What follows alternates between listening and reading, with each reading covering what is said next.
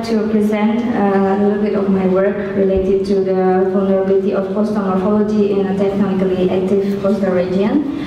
But I want to extend this interest into my goal for the time being to expand what I have been done in my research towards a new concept of ICZM, that is Integrated Coastal Zone Management in the context of tectonically active tropical coastal zone.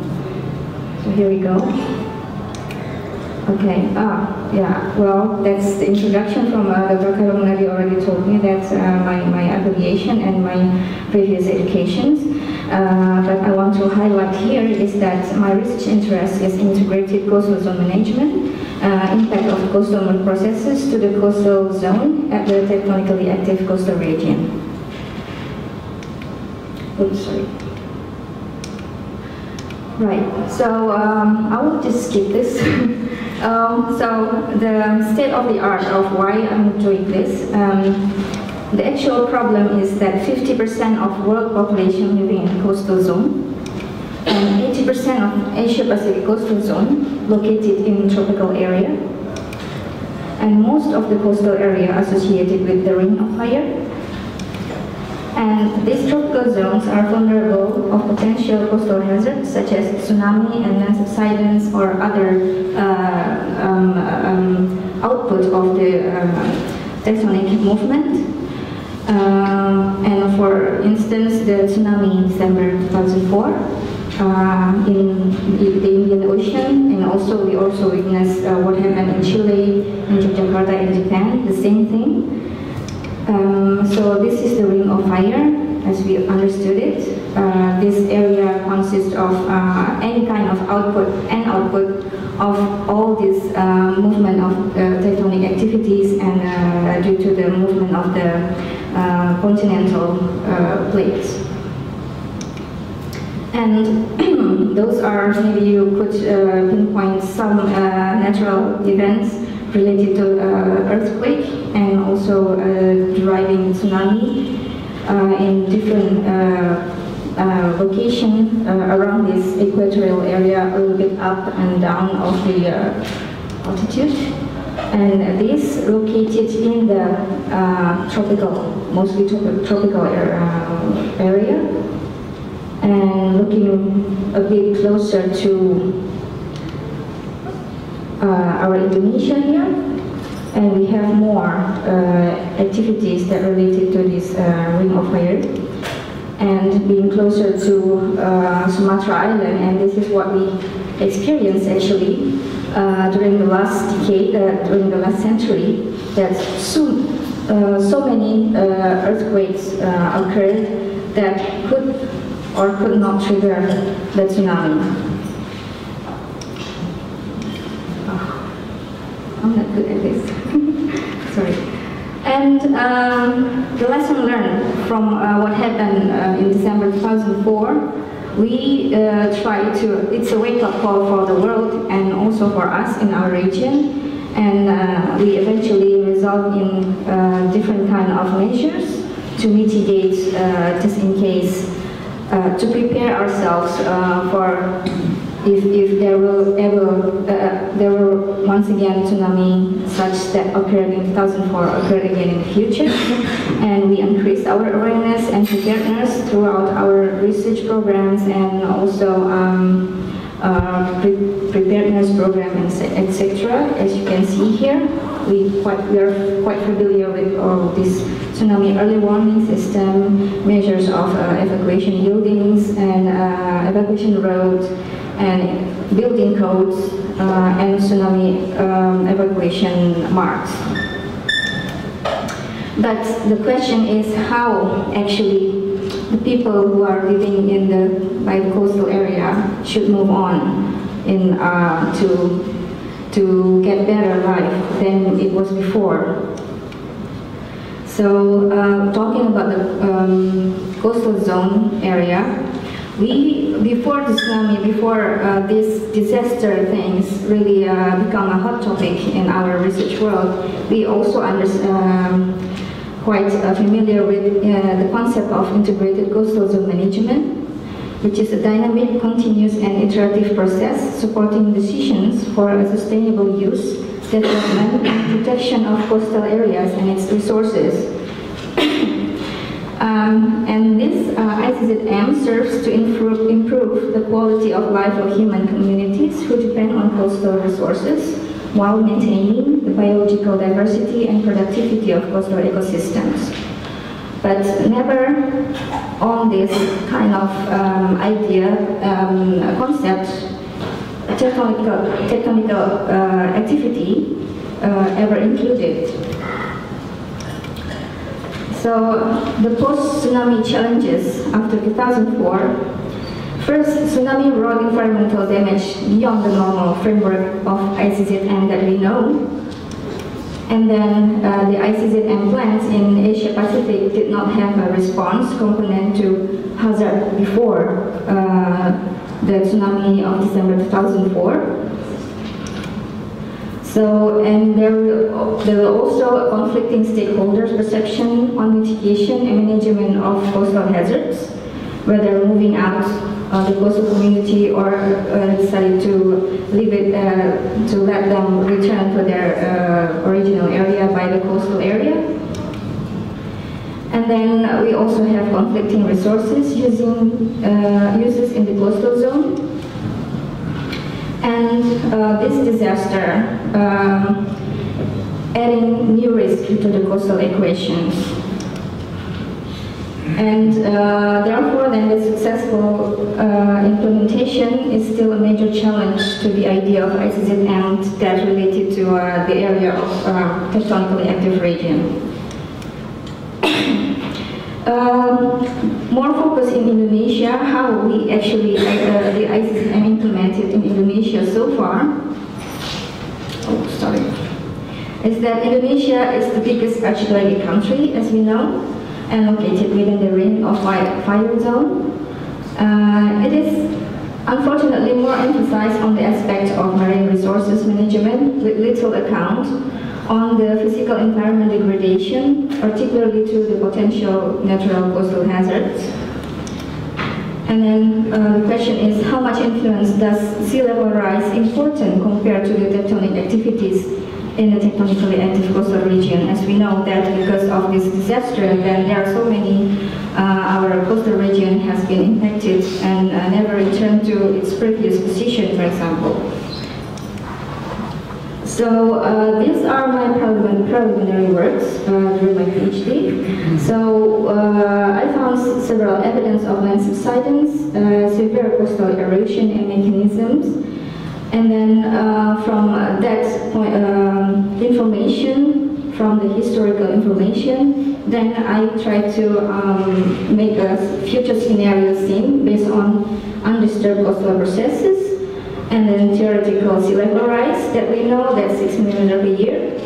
And then by adding this into this equation is the tsunami and the land subsidence. The hypothesis is that different geomorphic settings respond differently, and the effect of tectonic activities are potentially more important than the storm events and issues of sea level rise. So this is Aceh. And I would like to show you the inundation of the tsunami around this area when it happened in 2004. And then the yellow area is the 4 days after, so the water inundation was receding. And then the coastline has never been the same, but similar again as before. But so it was extensively destroyed, and then, but there are so little research in this coastal area, so little known about the geomorphic settings and especially the subaqueous part, and then little understood about the extent of destruction to the coastal system due to the earthquake and tsunami, and how much it influenced the coastal recovery, and how the coast will develop afterward, starting from that state. So this is just a brief idea of how geomorphic settings of the coastal area of Banda Aceh. It is divided by the area of tectonically unstable coast because it is related to the fault system here.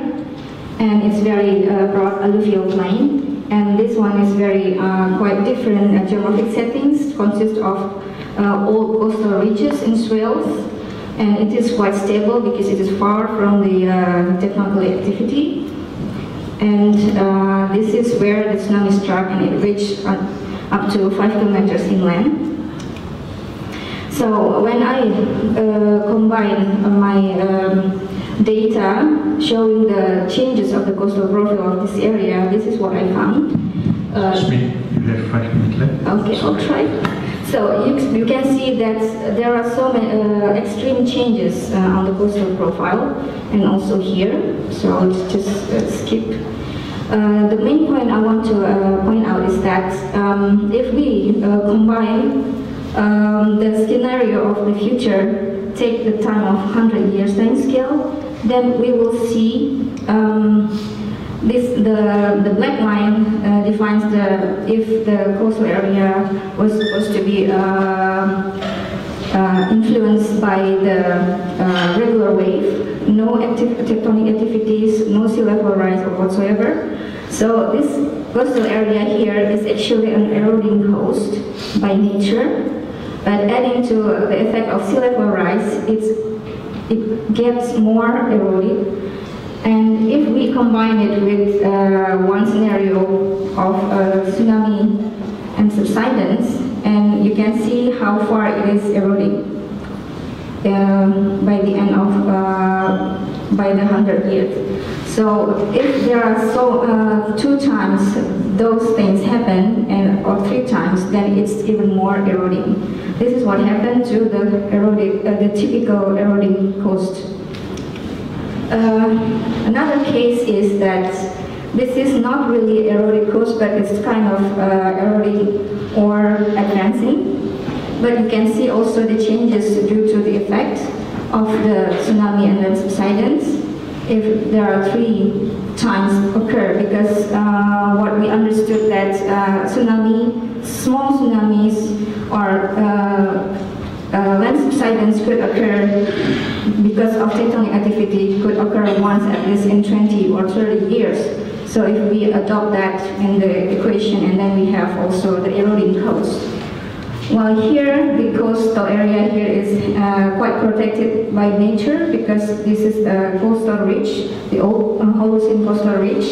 It serves a natural protection, so it's safe from those activities, adding to the fact that this is also far from the influence of tectonic activities. So you can see that there are quite important influence caused by recurrence of tsunami and land subsidence within a century. So it can be an order of magnitude greater than the effect of theoretical sea level rise due to global climate change. So that's my point. I think I will just skip a little bit this.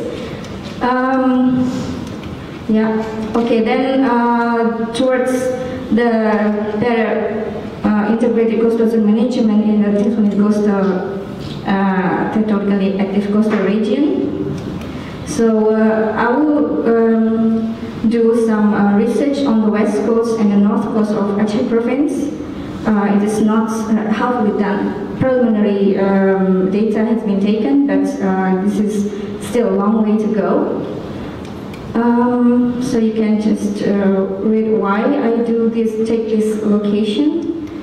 And this is the end of what I want to achieve, is to incorporate the coastal functions in the system, and then the coastal disaster impact into the analysis of to answer what has changed in the event, and to what extent, and what are the implications to future development in this coastal area. By understanding this interaction between the coastal function and then the coastal disaster impact, then we will be able to create a better integrated coastal zone management, hopefully, in this tectonically active coastal region. I think that's my presentation. Thank you very much. Dr. Meilianda, actually you still have 30 seconds. Okay. we will enter the question and answer session for session 1. Just a short reminder of the topic that already presented. The first one, Dr. Beckman already presented some ideas that relate between the disaster risk management and then the climate change adaptation and the sustainable development. And then the second one, Dr. Ain Samsidik presented his work on local and indigenous knowledge of small island that located in Pulau Aceh. And the last one is Dr. Meilianda talk about some point related to the coastal geomorphology. So now I open the session. Please, if you have a question, and just mention your name and direct your question to the related speaker. Okay, we will open for 3 questions.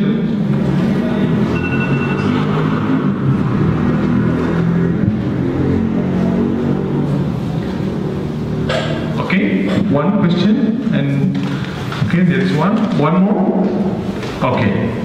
Okay, let's start with the first question. Please don't forget to mention your name and affiliation. Thank you. Assalamualaikum warahmatullahi wabarakatuh. Everybody, I would like to introduce myself. My name is Meilianda. I'm from UNU-EHS. I would like to pose my question to Bapak Samsidik. Maybe this is just the basic question. So I saw in your presentation in the previous slide that you mentioned as well that you conducted this research in 3 days, and on those 3 days I see the different area. So is there any special reason maybe you conduct any preliminary data to choose those areas? So maybe you have any link between those areas? Thank you. Well, thank you very much. I think we'll answer after the 3 questions. The second one, please. Yeah, thank you very much. My name is Alfred. I address my question to Dr. Whitman. It's not because I'm CP. It's really interesting because climate change adaptation topics is something really that it's difficult for me to understand what is related about the currently news from newspaper about the England blames Indonesia for flooding in that just because they're related to climate change adaptation. So maybe you can give me your perspective or your explanation about this. Because why? As Indonesian, it's very we are so far. So why the government of British blame Indonesians as causes for floodings and other situation, unexpected situation in the world, especially in weather. Thank you very much. Thank you, Alfie. And then we'll move to the third question, last question. Thank you. Assalamualaikum warahmatullahi wabarakatuh. My name is Nova Madina. I'm a freelance architect and urban. I'm interested in the role of local indigenous knowledge presented by Dr. Samsidik. What I want to know is about how is the current situation about the community involvement related to the link, and do you see it exists there, and how to optimize the community involvement towards the community resilience? Thank you. Okay, thank you very much. Well, everybody, now we have 3 questions. the first one is addressed to Dr. Samsidi, and the last one to Dr. Brickman, and the third one is to also Dr. Samsidi. Okay, I invite Dr. Samsidi to respond to two related questions, please. Well, thank you very much for the questions. For the first questions, why we choose a different location for every phase that we conducted research. Actually, every phase we have specific objectives. In the first phase, we collected all informations just to extend from the western side of Indonesia to eastern part of Indonesia. And this, in the second phase, we then entered the research project.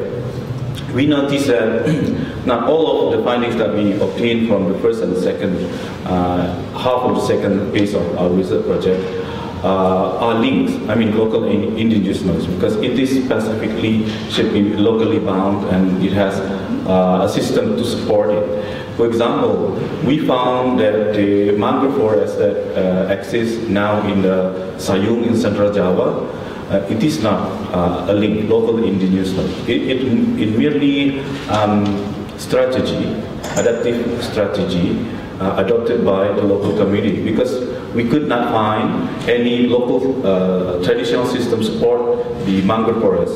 They have a regulation, and then, but they don't have any like we have in Aceh, we have Panglima Laut organization, we have Panglima Laut, and we have also certain regulations to maintain the mangrove forest. So that is the difference between what we have here in Aceh and what we have in Central Java.